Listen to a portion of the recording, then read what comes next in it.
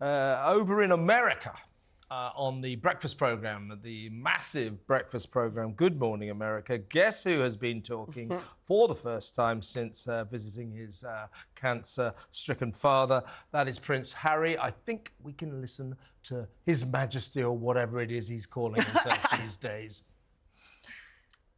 I love my family. The fact that I was able to get on a plane and go and see him and spend any time with him, I'm grateful for that. I've also found in my own life that sort of an illness in the family can have a galvanizing or sort of reunifying effect for a family. Absolutely. Is that possible in this case? Yeah, I'm sure. Throughout all these families, I see it on a day-to-day basis. The strength of the family unit coming together. I think any illness, any sickness brings families together. Oh, come on. I mean, first of all, he says, I'm grateful I was able to get on a plane. Have you not been able to do this before? What about the last few times you've been to the UK, stopped over and expressly not gone to see your father? What about the rumours when he says, oh, you know, brings family together? What about the rumours that he said, I'm not going to be in the same room as Camilla? I mean, pull the other one, his travesty, I don't Prince think it was of him Montecito. saying that. I think it was Camilla saying, I don't want to be in the same room as that ginger guy. Few people do. Also, he's right. Serious illness can bring a fractured family back together.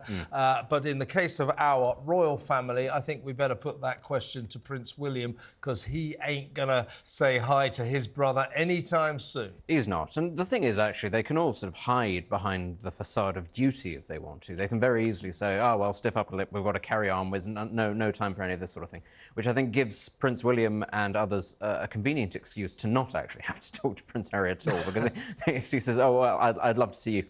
Love to, but I've got some ribbons to cut and some babies to kiss. You know, it makes it very easy. But, you know, I think Prince Harry just has not handled any of this well. And to be fair, you know, when you get a diagnosis from a close family member, not everybody responds in the best possible way. But I think the fact that he flew straight back to America and went on some award show and was cracking the jokes... That was the problem. It was a real kind of like... It looked like he'd done the right thing. You know, he dropped everything, flew to London. As we know, surprising to all of us, he went to Clarence House to see his dad for just 30 minutes. We went, 30 minutes? That must be the king sending him a message that you've screwed around with our family so much, I'm not giving you much time. Then we subsequently learn, no, it was Harry cut the meeting short because he had to zoom back to Las Vegas to go to a tawdry awards ceremony. And they're up in Whistler now promoting the very excellent Invictus Games for, injured and wounded ex-servicemen.